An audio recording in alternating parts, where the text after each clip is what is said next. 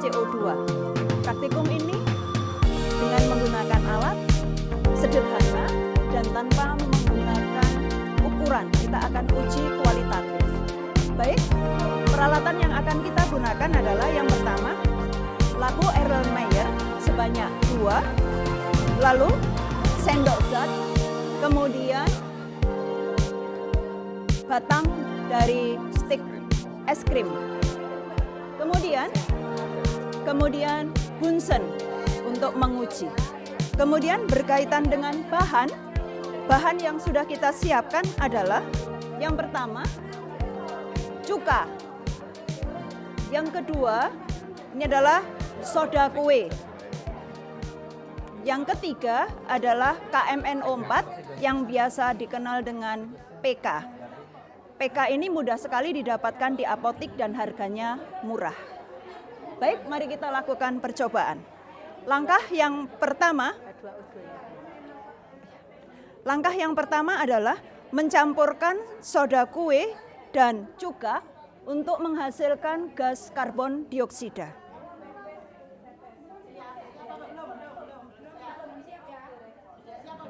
Cuka kita masukkan ke dalam lab Erlenmeyer. Kita tambahkan cuka. Dihasilkan gelembung seperti ini.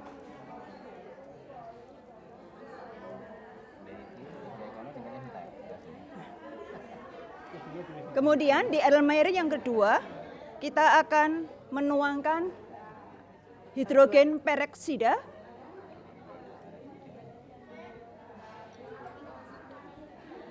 dan kita beri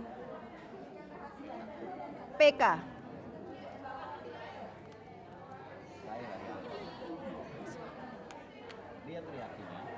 Mari kita lihat reaksinya, kita uji, kita nyalakan dulu Bunsennya, sifatnya disebutkan. Ya.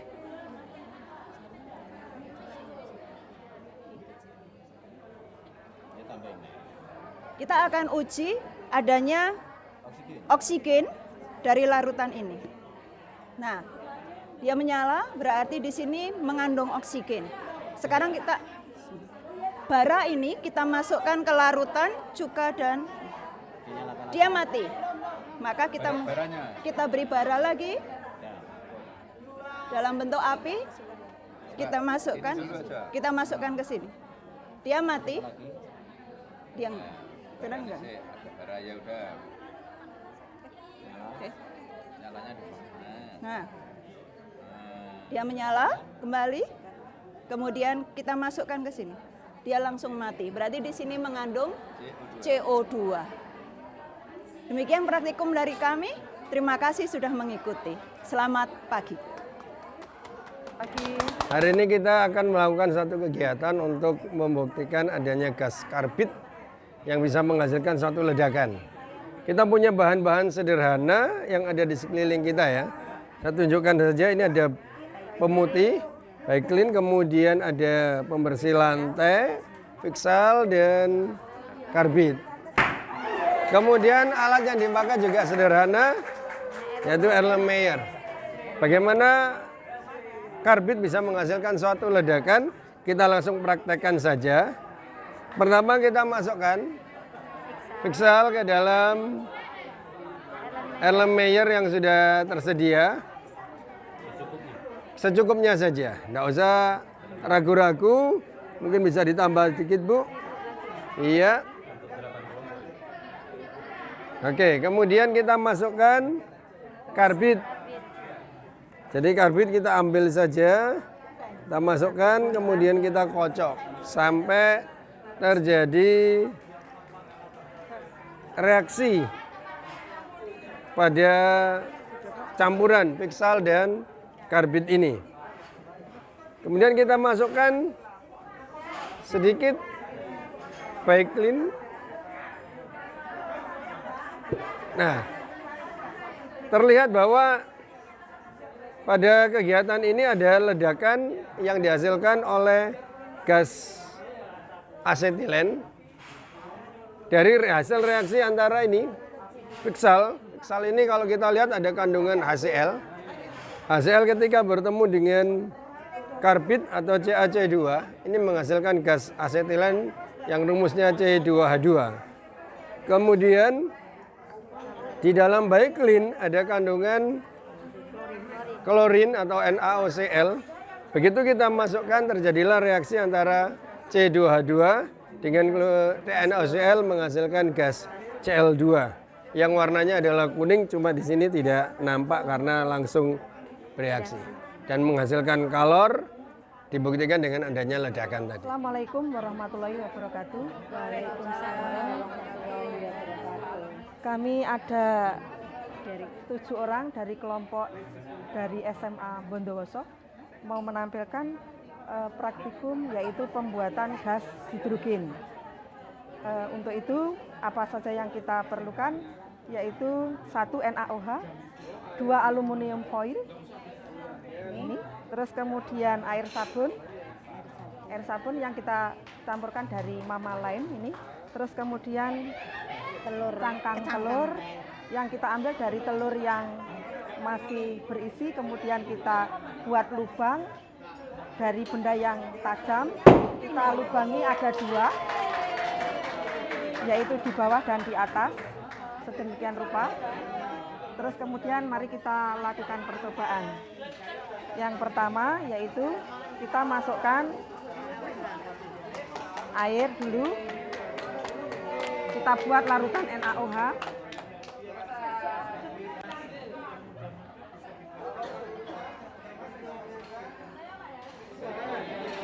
Sekian, kira-kira sekian.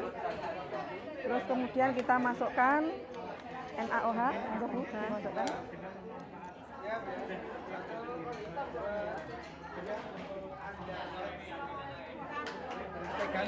Dipegangi di tangan 2, Bu.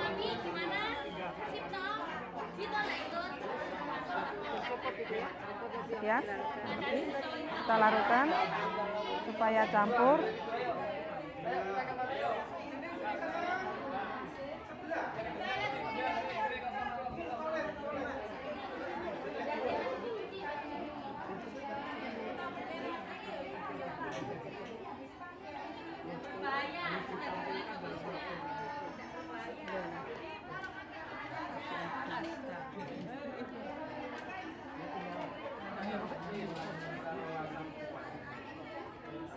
Sudah?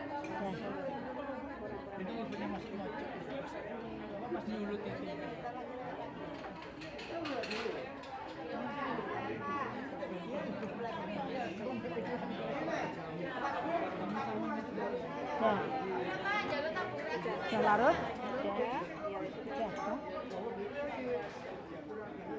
Kita larutkan terus sampai semuanya tidak ada yang berupa padatan. Sampun, sudah. Kalau sudah kita masukkan Aluminium foil. aluminium foil. 1 atau 2? 2 satu. Langsung ditutup. Kemudian kita tutup. Demikian rupa.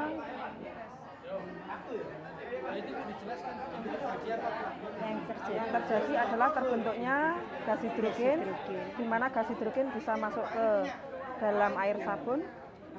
Kita tunggu Gas hidrogennya gas hidrogennya, kemudian kita tangkap, kita buka dulu, kita masukkan penutup, di atasnya kita masukkan cangkang telur yang sudah kita lubangi tadi, supaya nanti gas hidrogen yang terbentuk masuk ke dalam cangkang telur. biar lama, Bu. Ya. Kita tunggu sampai yang terbentuk di cangkang telur jumlah hidrogennya mencukupi. Terus kemudian kita siapkan potongan botol aqua bagian atas.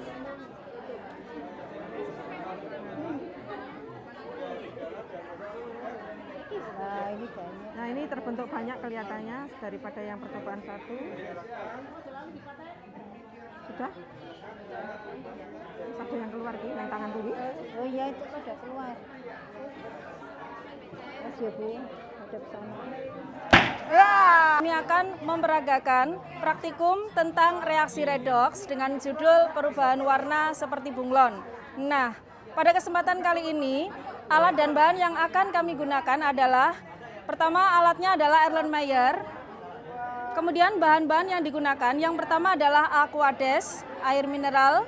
Nah, kemudian ada gula pasir dan larutan, dan NaOH, natrium hidroksida padatan. Serta yang terakhir adalah kalium permanganat. Kalium permanganat ini bisa dibeli di apotek dengan nama serbuk PK. Di sini sudah kita larutkan di dalam air. Langkah yang pertama adalah kita campurkan gula pasir dengan NaOH padat, di mana di sini kita sudah mencampurkan dengan perbandingan 5:4. Gula pasirnya 5 bagian, NaOH padatannya sebanyak 4 bagian. Kemudian kita tambahkan air. Cukup. Kita campurkan sampai kedua bahan padatan tersebut bercampur dengan baik di dalam air.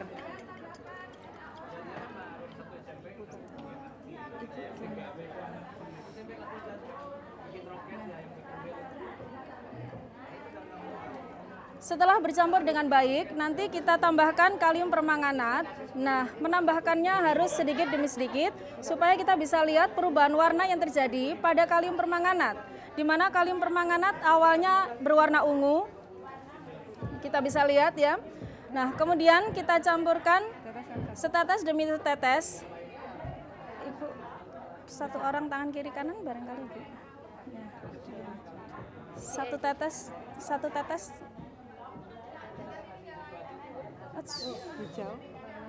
Dari warna ungu, kemudian terbentuk warna hijau, dan ketika kita campurkan akan berwarna coklat.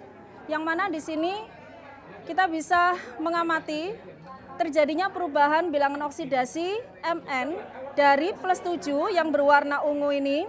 Kemudian tadi ketika diteteskan berwarna hijau menunjukkan bahwa Mn mempunyai bilangan oksidasi +6. Dan ketika terakhir memberikan warna coklat ini menunjukkan bahwa Mn memiliki bilangan oksidasi +4. Demikian percobaan dari kami. Sekian. Assalamualaikum warahmatullahi wabarakatuh. Assalamualaikum warahmatullahi wabarakatuh. Kembali kami dari kelompok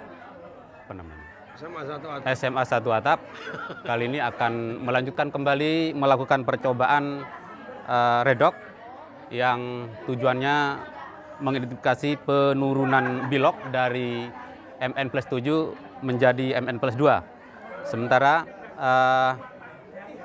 alat yang dibutuhkan yang pertama adalah Erlenmeyer, kemudian yang kedua adalah gelas kimia.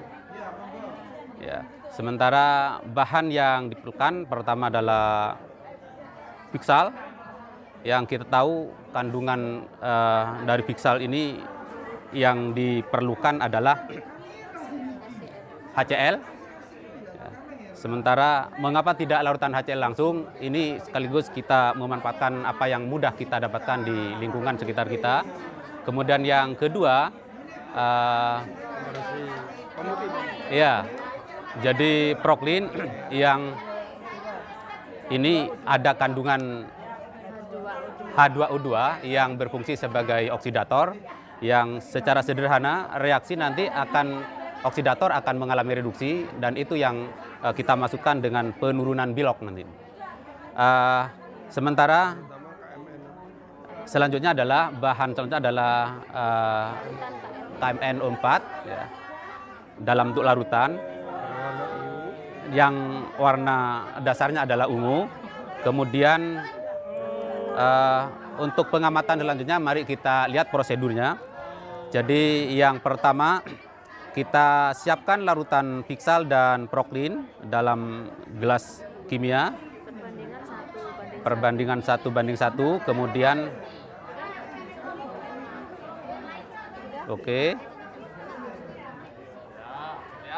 Ya, masih mencampurkan. larutan ini. Kebanyakan tambah saja, Nun. Pikselnya ditambah. Ya. Oke.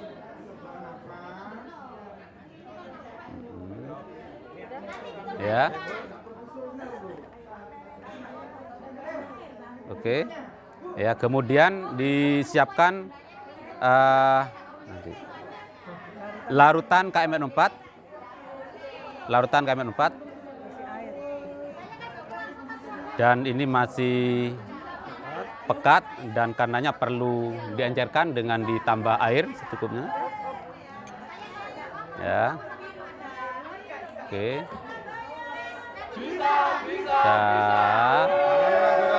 Naik aja, serot.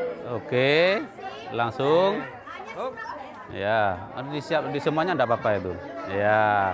Kemudian ya, setelah kemudian siap kita ya campurkan kedua larutan Bixanproklin ke dalam larutan KMN4 dan kita amati bersama-sama perubahan warna yang terjadi. Ya, dari dari ungu kemudian dikocok menjadi tidak berwarna. Ini menunjukkan telah terjadi penurunan bilok dari Mn+7 menjadi Mn+2. Itu barangkali. Assalamualaikum warahmatullahi wabarakatuh. Kali ini kami akan melakukan percobaan kimia hiburan untuk materi asam basa. Sebelumnya perkenalkan, saya Sofia Nur Fadilah dan di kiri saya Rita Holifah Sugeha. saya Ani Trisnawati, saya Ken Rudatin, saya Nur Aini, saya Sri Sondari. Baik, langsung saja kita mulai. Untuk alat dan bahannya, kita menyediakan 4 gelas kimia berukuran 250 ml. Kemudian terdapat gelas kimia berukuran 500 ml yang berisi larutan yang kami rahasiakan. Terdapat fenolftalin atau PP. Kemudian terdapat asam sulfat atau H2SO4. Kemudian terdapat NH4OH atau amonium. Dan jangan lupa untuk menyiapkan pipet tetes. Baik, langsung saja kita mulai. Yang pertama, kita menuangkan larutan rahasia ke gelas kimia pertama. Mari kita amati, ternyata menjadi warna merah muda atau pink. Sekarang ke gelas kimia kedua. Wow, ternyata berubah menjadi tidak berwarna. Kita lanjutkan ke gelas kimia ketiga, berubah lagi menjadi warna merah muda atau pink. Untuk gelas kimia keempat, menjadi tidak berwarna lagi. Baik, kira-kira ada apa di dalam larutan ini? Nah, untuk lebih seru lagi, kita bisa mencampurkan gelas kimia yang pertama ke gelas kimia yang kedua. Ternyata menjadi warna merah muda. Kemudian gelas kimia kedua ke gelas kimia ketiga. Masih warna merah muda. Bagaimana jika kita masukkan ke dalam gelas kimia keempat? Wow, berubah menjadi tidak berwarna. Nah, apakah rahasianya? Ternyata pada larutan yang kita rahasiakan ini mengandung basa. Lalu, kemudian untuk gelas kimia pertama, sebelumnya sudah kita teteskan dengan fenolftalin 10 tetes. Oke, jadi ketika kita masukkan akan berubah menjadi merah muda. Nah, untuk gelas kimia kedua, kita tidak memberikan apapun sehingga tetap tidak berwarna. Sedangkan untuk gelas kimia ketiga sama seperti gelas kimia yang pertama, kita teteskan fenolftalin. Dan di gelas kimia keempat terdapat H2SO4 yang sebelumnya sudah kita teteskan. Maka ketika basa bertemu dengan